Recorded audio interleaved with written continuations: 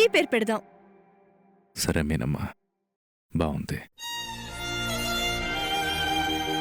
అదేంటండి, నేనే పేరు చెప్పినా సరే బాగుంది నీ ఇష్టం అంటున్నారు.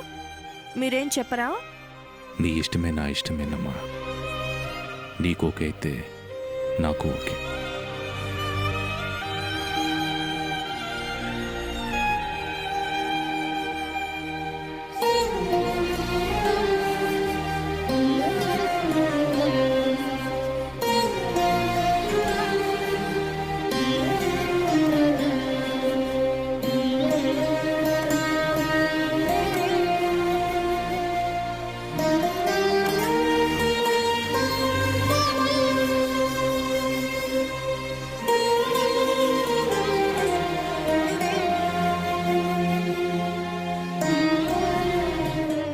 ఏవండి,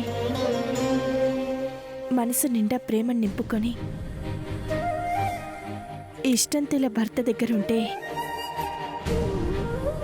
కలిగే ఆనందం మాటల్లో చెప్పలేనండి.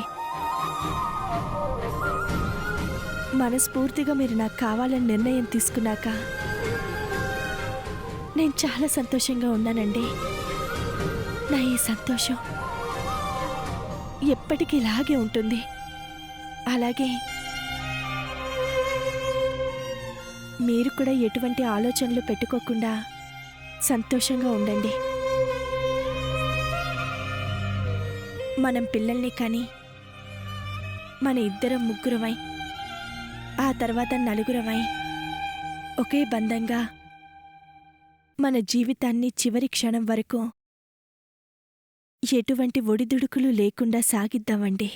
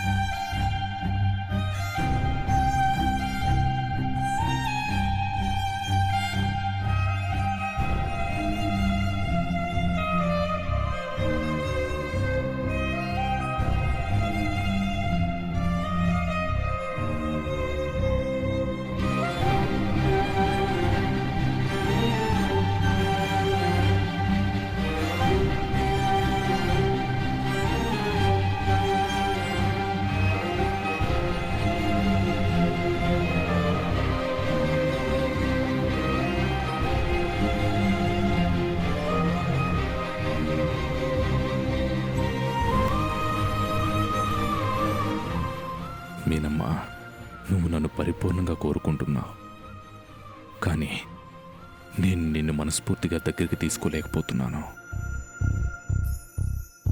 బాధతో నా నరాలు తెగిపోతున్నాయి మీనమ్మా. రామ్ మనసులో నువ్వున్నావని ప్రతి క్షణం నాకు గుర్తొస్తుంటే, నీకోసం తను పెళ్లి చేసుకోనని చెప్తుంటే నేను నీకు దగ్గర కాలేకపోతున్నాను మీనమ్మా. నన్ను క్షమించు.